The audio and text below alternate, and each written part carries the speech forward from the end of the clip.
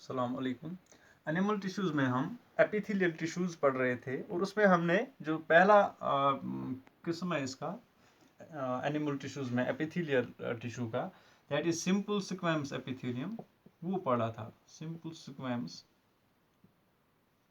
Epithelium.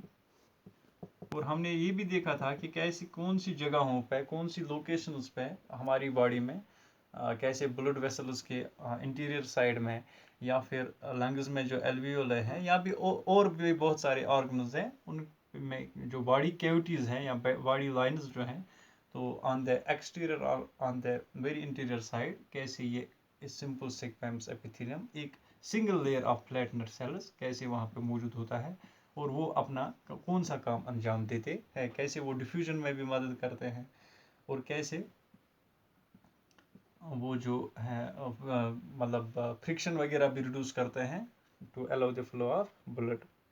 तो इसी तरह से अब जो दूसरा जो किस्म है, इसमें दूसरा टाइप जो सिंपल एपिथेलियम का है, that is simple cuboidal epithelium. Cuboidal epithelium, तो जैसे नाम सजेस्ट करता है, it is actually the shape on the basis of which we have named these epithelia separately as simple squamous and simple cuboidal or simple columnar or simple this glandular or something else. So these are actually the shapes of these cells on the basis of which these epithelia have been named so.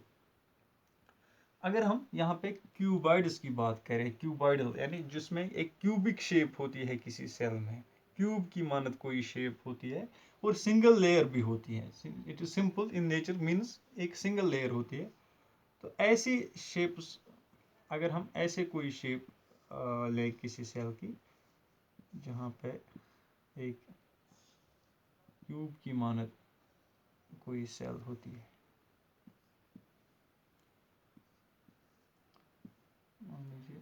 ये हमारा cube होता है, ये cell नहीं है, cell की shape नहीं है ये, मैं कह रहा हूँ कि एक क्यूब अगर हम कंसिडर करें, तो अगर हम क्यूब के साथ एंड टू एंड एक और क्यूब मिलाएं तो आप अंदाजा कर सकते हैं कि एक क्यूब्स की जो सीरीज है, मतलब एक लाइन है, अगर हम कहीं पे रख लें और एज्यूम करें कि ये फंक्शंस कर रहे हैं ये क्यूब्स एंड सेल्स, हालांकि ऐसे नहीं होते हैं ये सेल्स, इस शेप के नहीं होते हैं, बिल्कुल भी क्यूबिकल नहीं होते हैं कि मतलब जिसमें all the six sides are equal, ऐसा भी नहीं है, क्योंकि they when they are actually seen under the microscope they seem like the cubes, और इनकी जो शेप्स हैं वो रिजेंबल करती हैं एक क्यूब की मानद या क्यूबॉइड की मानद। तो वो शेप्स ये सेल्स जो है ना, उस शेप की बुनियाद पे हमने इनका नाम जो है वो रखा है सिंपल क्यूबॉइडल एपिथेलिया और सिंपल क्यूबॉइडल एपिथेलियल सेल्स।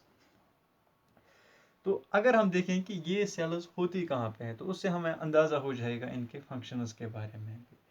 जो हमारी किडनीज होती हैं, किडनीज, और उनमें जो ट्यूबुल्स होते हैं, ट्यूबुल्स ऑफ किडनीज, वहाँ पे एक लाइन बनी हुई होती है इन सेल्स की, और इनका काम क्या रहता है इन सेल्स का, ये जो मतलब एक ग्रुप ऑफ सेल्स वहाँ पे होता है जो कि एपिथेलियल टिश्यू बनाते हैं वहाँ पे, सिंपल क्यूबॉइडल एपिथेलिया। तो दे एक्चुअली ये फिल्ट्रेट का काम करते हैं वहाँ पे। कैसे फिल्ट्रेट का काम करते हैं? दे एक्चुअली एक्टिव रहते हैं during the absorption and secretion of many substances from and to the kidney filtrate, from and to the kidney filtrate. तो जो किडनी फिल्ट्रेट में विच मतलब फाइनली जो यूरिन की शक्ल लेता है, तो वहाँ पे these tubular cells, these cuboidal cells actually, or tubular cells, they function as the for the purpose of absorption and filtration there. तो वहाँ पे एक फिल्ट्रेशन यूनिट का काम करते हैं ये सेल्स, और जिन सब्सटेंसेस को इस साइड जाना होता है वो चले जाते हैं, और जिन सब्सटेंसेस को आउट ऑफ द ब्लड आना होता है तो वो वहाँ पे आउट ऑफ द ब्लड आ जाते हैं थ्रू दिस वेरी मेम्ब्रेन। तो एक मेम्ब्रेन ऑफ सेल्स वहाँ पे बन जाती है। एक चादर सी बन जाती है, एक मतलब तह सी बन जाती है सेल्स की, जिसको हम कहते हैं सिंपल क्यूबाइडल एपिथेलियम। तो इसी तरह से बाकी जगहों पे भी जहाँ पे ऐसी कोई मतलब सिक्रीशन की ज़रूरत होती है या फिल्ट्रेशन की ज़रूरत होती है, तो वहाँ पे भी सिंपल क्यूबाइडल एपिथेलियम होते हैं। और तीसरा जो हमारा इसमें जो तीसरा किस्म है, उसके बाद जो सिंपल क्यूबाइडल एपिथेलियम के बाद जो तीसरा है दैट इज सिंपल कॉलमनर।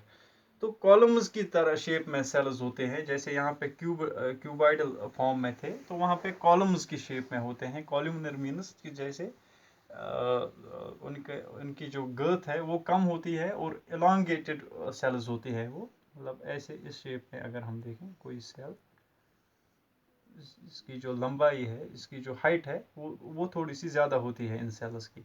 और एपिथेलियल सेल्स की एक और बात ये है कि these cells are connected to each other, interconnected with the cellular junctions. Cellular junctions वहाँ पे मौजूद होते हैं। तो इन सेल्यूलर जंक्शंस के थ्रू ये सेल्स जो है ना, ये इंटरकनेक्टेड होते हैं, और ये टिश्यूज भी इन टर्न इंटरकनेक्टेड होते हैं। तो अगर हम ग्लैंडुलर दीज सिंपल कॉल्यूमनर की बात करें, तो जैसे हमारी बॉडी में कई सारी जगहों पे, जैसे कि जहाँ पे हमारी एब्जॉर्प्शन ऑफ फूड होती है इन द इंटेस्टाइनस, स्मॉल इंटेस्टाइनस में, जहाँ पे ये सीलिएटेड दीज एपिथेलियम होते हैं, तो कॉल्यूमनर फॉर्म में वो होते हैं। वो क्या मतलब कि finger like projections appear there, finger like projections वहाँ पे मौजूद होते हैं। तो उनके दो मतलब जो ना फायदे होते हैं इस शेप के होने के दो फायदे होते हैं। पहला फायदा ये कि surface area for the absorption ये इंक्रीज हो जाता है। वो आप इंशाल्लाह 10th क्लास में भी पढ़ेंगे कि कैसे जो वहाँ पे विलय ऑफ द, जो विलस है सिंगुलर, और विलय ऑफ द इंटेस्टाइन्स, कैसे वो surface area of the for the absorption increase करते हैं। तो वो सरफेस एरिया इंक्रीज करने में भी इनका मदद, इनकी एक प्राइमरी फंक्शन रहती है। और दूसरा कि अगर कोई माइक्रोबियल अटैक होगा, मतलब माइक्रोबियल इन्फेक्शन की कोई गुंजाइश जो है, उसको वो ख़त्म कर देते हैं दीज सेल्स। वो हम इंशाल्लाह फैगोसाइट्स में भी पढ़ेंगे जब हम कनेक्टिव टिश्यू में ब्लड का टॉपिक जब हमारा होगा। तो एक तो primary absorption of these nutrients इनके थ्रू होता है, सिंपल कॉलमनर टिश्यूज के थ्रू। और दूसरा जो है दैट इज चूंकि इनमें जो लार्ज ओवल शेप्ड न्यूक्लिय होते हैं,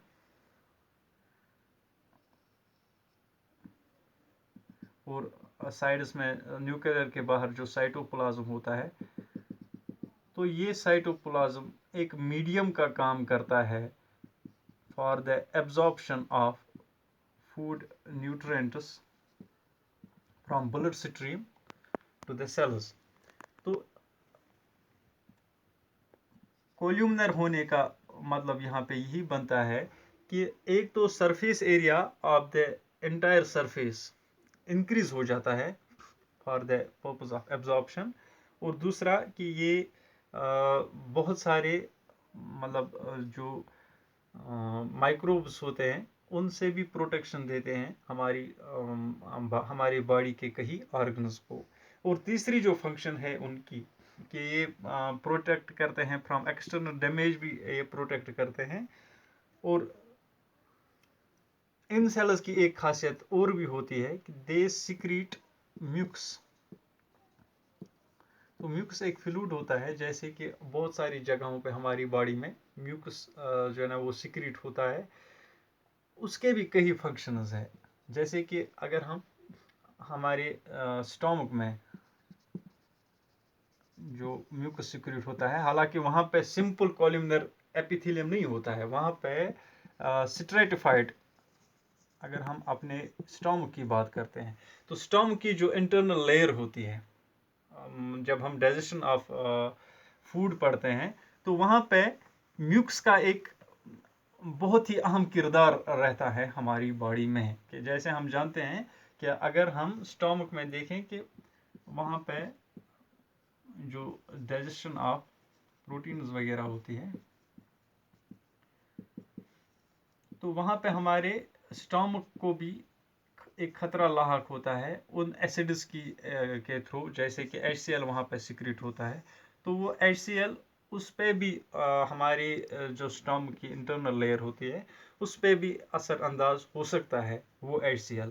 लेकिन उसको काउंटर करने के लिए यहाँ पे ये जो म्यूकस मेम्ब्रेन होती है वहाँ पे on the internal side of this stomach, तो वो एक फ्लूइड सिक्रेट करती है म्यूकस। तो म्यूकस हमें प्रोटेक्ट करता है from the effect of this high acidic acid. तो इस तरह से एक प्रोटेक्शन भी मिलती है हमारे बॉडी के कई ऑर्गन्स को इस टिश्यू की वजह से, सिंपल कॉल्यूमिनर टिश्यू की वजह से। अब और भी कई एपिथेलियल टिश्यूज हैं जो कि ग्लैंडुलर फॉर्म भी लेते हैं, कहीं पे ग्लैंड्स भी बनाते हैं, तो वहाँ पे वो सिक्रेशन ऑफ मैनी हार्मोन्स वगैरह वो भी अंजाम देते हैं। तो इस तरह से हमारा जो है सिंपल एपिथेलियम ये कंप्लीट होता है। और उसके बाद जो स्ट्रेटिफाइड एपिथेलियम है वो भी एपिथेलियम इसी सिंपल एपिथेलियम की तरह होता है, लेकिन वहाँ पे लेयर्स बहुत सारे होते हैं। अगर हम फॉर एग्जांपल क्यूबाइडल एपिथेलियम लें, इसमें बहुत सारे लेयर्स होंगे, और जो बेसल पार्ट है हमारा, बेसल सरफेस एक जगह पे होगा और एपिकल सरफेस एक जगह पे होगा। तो यहाँ पे बहुत सारी लेयर्स ऑफ सेल्स जो है ना इकट्ठे काम करके हमें किसी भी तरह के हार्म से भी बचाते हैं और बहुत सारे अलग-अलग फंक्शंस करते हैं। तो इनमें जो नुमाया है वो होता है epidermis of our skin. Epidermis होता है मतलब जो मोस्ट सुपरफिशियल लेयर होती है हमारी स्किन की। हमारी स्किन की कई सारी लेयर्स होती है, तो उनमें जो अपर मोस्ट लेयर होती है, मोस्ट सबसे जो एक्सटीरियर लेयर होती है, that is epidermis of our skin. तो एपिडर्मिस में वहाँ पे एक स्पेशलाइज्ड स्ट्रेटिफाइड एपिथेलियम जिसको हम कहते हैं कैरेटिनाइज्ड स्ट्रेटिफाइड स्क्वैमस एपिथेलियम। तो अगर हम थोड़ा नाम पे जाएं तो keratinised means which are where there is protein keratin, जहां पे मौजूद होता है कैरेटिन। तो ये एक टफ फाइबरस प्रोटीन होता है कैरेटिन, और इसका काम क्या रहता है कि मतलब अगर हम एक स्ट्रेटिफाइड एपिथेलियम के बेसल साइड में देखें, यहाँ पे कैरेटिन बिल्कुल मौजूद नहीं होता है। तो जूं ये लेयर्स अपर साइड की तरफ जाती हैं, मतलब ऑन द सुपरफिशियल सरफेस चली जाती है, तो इनमें कैरेटिन की मौजूदगी ज़्यादा आ जाती है, कैरेटिन की कंसंट्रेशन ज़्यादा आ जाती है। मीन्स कि they become more keratinised when they are pushed towards the upper surface of these cells. तो जो ही ये एपिकल सरफेस की, यहाँ पे एपिकल सरफेस की तरफ आ जाती है, तो इनमें ये कैरेटिन की कंसंट्रेशन जो है ना वो ज़्यादा आ जाती है। और कैरेटिन की जो मेन फंक्शन है दैट इज एक तो प्रोटेक्शन है, and there too protection from absorption of water.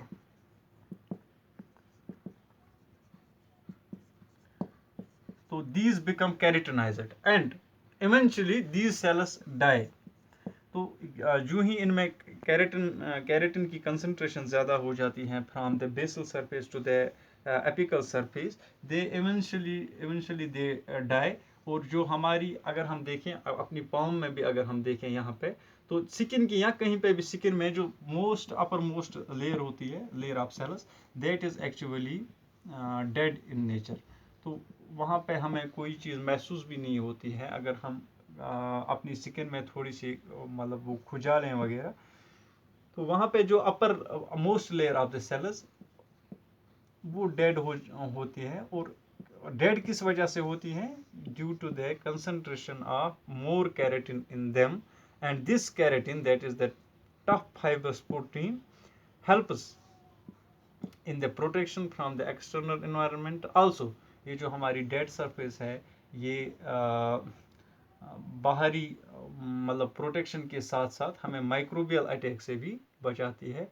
और दूसरा कि हमें किसी लिविंग टिश्यू में कोई हार्म ना पहुंचे, इसलिए जो बाहरी सरफेस है वो एक डेड सेल्स की बनी हुई रहती है, ताकि हमें हमारे जो इंटरनल ऑर्गन्स हैं, हमारे जो इंटरनल सरफेसेस है, इसमें एपिडर्मिस के बाद जो मेसोडर्मिस, एंडोडर्मिस वगैरह है, वो प्रोटेक्ट हो जाते हैं। तो इस तरह से हमारा जो है पहला एपिथेलियल टिश्यू वो कंप्लीट होता है। और उसके बाद जो हमारा दूसरा इसमें किस्म है, दैट इज कनेक्टिव टिश्यू। तो कनेक्टिव टिश्यू एपिथेलियम के बिल्कुल beneath, it lies beneath the epithelium and अलग अलग जगहों पे अलग अलग इसके जो अकसाम हैं वो भी हम पढ़ेंगे। तो मेन जो कनेक्टिव टिश्यू का काम रहता है, मेन जो इम्पोर्टेंस रहती है इनकी, तो इट इज इम्पॉर्टेंट इन एक तो कनेक्टिंग, दूसरा सपोर्टिंग, एक तो कनेक्टिंग मतलब it connects the organs of our body. और ये कनेक्टिव टिश्यू की ये भी खासियत क्या है, it is a biological tissue, it is a living tissue. ये जैसे हमने पढ़ा उसमें एपिडर्मिस में एक लेयर जो है ना वो डेड सेल्स की बनी हुई होती है, यहाँ पे वो मामला नहीं है कनेक्टिव टिश्यू में। All the cells are living in nature, जो है ना all the cells are alive. और इनका जो काम रहता है that is in supporting, connecting and separating the tissues and organs of our body, other organs of our body. तो इनके जब हम अकसाम पढ़ेंगे अलग अलग, इनमें ब्लड आता है कनेक्टिव टिश्यू में जो कि एक वेस्कुलर टिश्यू है, लिम्फ भी आता है, और साथ साथ इसमें जो है ना हमारी बोन्स और कार्टिलेजेस और टेंडन्स, टेंडन्स के साथ साथ हमारे जो एरियोलर टिश्यू है और लिगामेंट्स, और इसके साथ साथ एडिपोज टिश्यू, फैट टिश्यू हम जिसको बोलते हैं एडिपोज टिश्यू। तो these all fall under the category of this connective tissue. तो ये भी हम इंशाल्लाह तफसीर से पढ़ेंगे आज। तो सबसे पहले एक एक करके हम ये तमाम टिश्यूज़ पढ़ेंगे, कनेक्टिव टिश्यूज़ के कैटेगरी में जितने भी टिश्यूज़ आते हैं। तो सबसे पहले जो हमारा टॉपिक इसमें रहेगा that will be the blood, the most important tissue of our body, the vascular tissue that is blood. तो ब्लड को पढ़ने के लिए सबसे पहले हमें इसकी फंक्शंस पे थोड़ा सा ध्यान देना है कि किस काम के लिए ये ब्लड जो है ना हमारी बॉडी में रहता है। और इसकी ओरिजिनेशन भी हम पढ़ेंगे जब हम बोन्स पढ़ेंगे इंशाल्लाह। तो वहाँ पे बोन्स में एक पार्ट जो रहता है बोन मैरो, तो वहाँ से कैसे ओरिजिनेट होती है आरबीसीज एंड डब्ल्यूबीसीज, तो वाइट ब्लड सेल्स और red blood cells, erythrocytes and leukocytes कहाँ से मतलब कैसे बोन मैरो से बनती है। तो वहाँ पे थोड़ा सा उस पर एक सरसरी नज़र डालेंगे वहाँ पे। लेकिन जब हम कंपोजिशन ऑफ ब्लड पढ़ते हैं या फंक्शंस ऑफ ब्लड देखते हैं, तो ब्लड का ब्लड की जो मेन फंक्शन है दैट इज ट्रांसपोर्टेशन। और इसके अलावा इसमें जो है ना जो हमारे बॉडी में जो थर्मल जो होमोस्टेसिस जो हमारी बॉडी में ये टेम्परेचर मेंटेन करना रहता है, वो ब्लड का काम रहता है।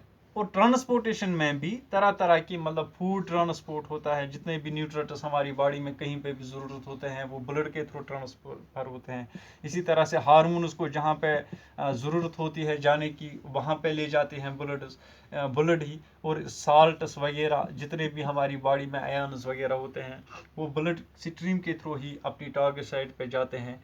और इसके अलावा जो हमारी बॉडी में कुछ वेस्ट्स होते हैं या एक्सक्रीटरी मटेरियल जितना भी होता है, तो उसको वहाँ पे टारगेट साइट तक ले जाने में ब्लड ही मदद करता है।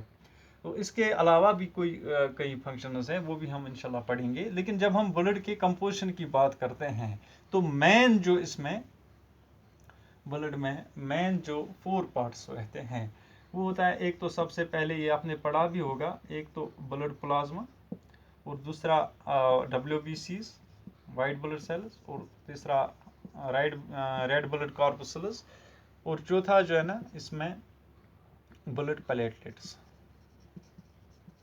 ये 4 मतलब मेन कंपोनेंट्स ऑफ ब्लड हैं और जो अपनी अपनी तरीके से बहुत ही ज़्यादा अहमियत के हामिल हैं। तो अगर हम सबसे पहले प्लाज्मा की बात करते हैं तो ये एक पेल येलो या गोल्डन येलो जिसको हम कहते हैं, जैसे कि मतलब अगर हम किसी सॉल्यूशन में देखें जो काम पानी का होता है, पानी में तमाम अदर जो है थिंग्स वो वहाँ पे डिज़ोल्व होते हैं, तो इसी तरह से हमारा जो प्लाज्मा होता है इसमें हमारे ब्लड में जो बाकी सेल्स वगैरह है वो इसमें इस पेल येलो फ्लूइड में in the form of in the dissolved form और इन द एम्बेडेड फॉर्म रहते हैं इस पेल येलो, और it comprises about 55% by volume of our blood. जितना हमारी बॉडी में ब्लड होता है तो इस प्लाज्मा का जो है 55% तो इसी का रहता है, 55% of this plasma, and it is mostly composed of the water. तो इसमें जो है ना ज़्यादातर वाटर ही होता है क्योंकि इट इज़ फ्लूइडिश इन नेचर। तो प्लाज्मा की जो मेन फंक्शन है ये बाकी चीज़ों को अपने साथ मिला के जहाँ जहाँ पे भी ब्लड स्ट्रीम जाती हैं, जहाँ जहाँ पे से भी ब्लड का गुजर होता है, तो प्लाज्मा उन सब चीज़ों को साथ लेके चलता है और अपनी टारगेट पे वहाँ पे चाहे लोड करना हो किसी चीज़ को, चाहे अनलोड करना हो, तो वहाँ पे साइमल्टेनियसली ये करता है। और उसके बाद जो हमारा दूसरा है that is WBCs, white blood corpuscles. तो इनका जो काम रहता है वाइट ब्लड सेल्स का वो मेन, इनको हम फैगोसाइट्स भी बोलते हैं, फैगोसाइट्स, या हम ल्यूकोसाइट्स भी हम उनको बोलते हैं, ल्यूकोसाइट्स। इनकी जो है ना ओरिजिनेशन वो होती है ब्लड के जिसके बोन मैरो से ही, है ना। और ये फैगोसाइट्स का काम क्या रहता है, एक तो अगर कोई माइक्रोब, चूँकि ये सेल्स जो है ना ये they are larger in size as compare to the other cells of the blood, तो इनका जो काम क्या रहता है कि these engulf the foreign these microbes जो भी हमारी ब्लड में इन्फेक्शन क्रिएट कर सकते हैं या इन्फेक्शन का ज़रिया बन सकते हैं कोई भी माइक्रोब्स, तो उनको ये मतलब निगल लेते हैं और उनको ये डिस्ट्रॉय करते हैं दीज फैगोसाइट्स। तो ये इनकी जो है ना प्राइमरी फंक्शन रहती है। तो एक ब्लड में जो एक प्रोटेक्टिंग नेचर रहता है वो इन फैगोसाइट्स की वजह से ही रहता है। और उसके बाद जो है ना RBCs है, हम रेड ब्लड सेल्स इसलिए कहते हैं क्योंकि इनमें एक रेड पिगमेंट होता है जिसको हम कहते हैं हीमोग्लोबिन। तो हीमोग्लोबिन में भी 2 पार्ट्स होते हैं, एक होता है haem part, it is composed of iron part, और दूसरा होता है globin part, this is proteinaceous in nature, means it is composed of proteins. और जितने भी हमारी बॉडी में ज़्यादातर जो मतलब दीज हार्मोन्स वगैरह हैं ये सब प्रोटीन्स के बने हुए होते हैं। और अगर हम इस पिगमेंट की बात करें खासकर इस हीम और ग्लोबिन पार्ट की, तो ये जो हीम पार्ट है इस actually adheres to the different gases which are transported through blood. For example अगर हम ऑक्सीजन की बात करें तो लंग्स से जब ब्लड पास होता है वहाँ पे एल्वियोले ऑफ लंग्स के पास जब आर्टरीज कैपिलरीज में जब वहाँ पे ये ब्लड आ जाता है तो वहाँ पे डीऑक्सीजनेटेड ब्लड ऑक्सीजनेटेड बन जाता है। किस वजह से कि ऑक्सीजन उसमें ऐड हो जाता है, यानी ऑक्सीजन अटैच हो जाता है इस हीम वाले पार्ट में के हीमोग्लोबिन के साथ। और हीमोग्लोबिन चूंकि किन में रेड ब्लड सेल्स में होता है, लिहाजा हम कहते हैं कि these red blood cells are responsible for carrying और attaching the oxygen with them and then carrying it to the target site. तो टारगेट साइट कौन सा होता है, पहले वो फिर हार्ट में चला जाता है, तो हार्ट वहाँ पे ब्लड को पंप करता है to the different parts of our body, तो जहाँ पे भी हमारी बॉडी में, क्योंकि हर सेल को ऑक्सीजन की ज़रूरत है, तो जहाँ पे भी ऑक्सीजन की सप्लाई होनी होती है तो वो फिर उस ब्लड के थ्रू ही हो जाता है। तो अगर इसमें ये मतलब खासियत ना होती कि एक एफिनिटी ना होती ऑक्सीजन के साथ मिलने की, तो ये मतलब जो है ना फिर ऑक्सीजन हमारी बॉडी में ट्रांसपोर्ट नहीं हो सकता था। लिहाजा ब्लड की जो मेन फंक्शन है ट्रांसपोर्टेशन ऑफ ऑक्सीजन या कार्बन डाइऑक्साइड या अदर जो है ना गैस वगैरह, तो उनको इस हीमोग्लोबिन की वजह से जो अटैच करता है अपने आपके साथ रेड ब्लड कॉर्पस की बदौलत, तो वो उनको ये अहमियत इसी वजह से मिल जाती है, हीमोग्लोबिन के प्रेजेंट होने की वजह से। तो इसी तरह से जो तीसरा है हमारे मतलब ब्लड प्लेटलेट्स, उनके भी अपने काम हैं। ये एक्चुअली सेल फ्रेगमेंट्स होते हैं, cell fragments of bone marrow, ये ब्लड प्लेटलेट्स। तो वो मतलब जो है ना ब्लड क्लॉटिंग, जहाँ पे कोई जख्म लगा तो उसको मतलब भरने में उस जख्म का जो फिर बाद में क्लॉट बन जाता है और वहाँ पे ब्लीडिंग रुक जाती है, तो ये ब्लड प्लेटलेट्स ही वहाँ पे जमा होके उस ब्लड के फ्लो को वहाँ पे रोकते हैं। नहीं तो बाय नेचर जो है ना, अगर हम देखें कि अगर कोई टैंकी रखी होगी और टैंकी में हम थोड़ा सा एक छेद करें कहीं पे भी, तो जितना भी पानी है टैंकी में से ये बाहर आ जाएगा।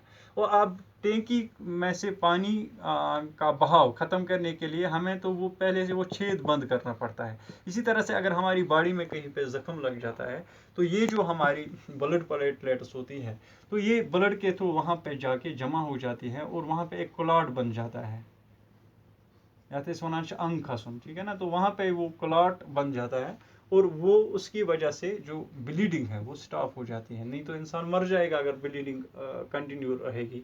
जितना भी बॉडी में ब्लड है वो सब उसके थ्रू बाहर आ जाएगा। तो वो ब्लड क्लॉटिंग की वजह से हमारी जो है ना ब्लीडिंग वो कंट्रोल हो जाती है। तो इसी तरह से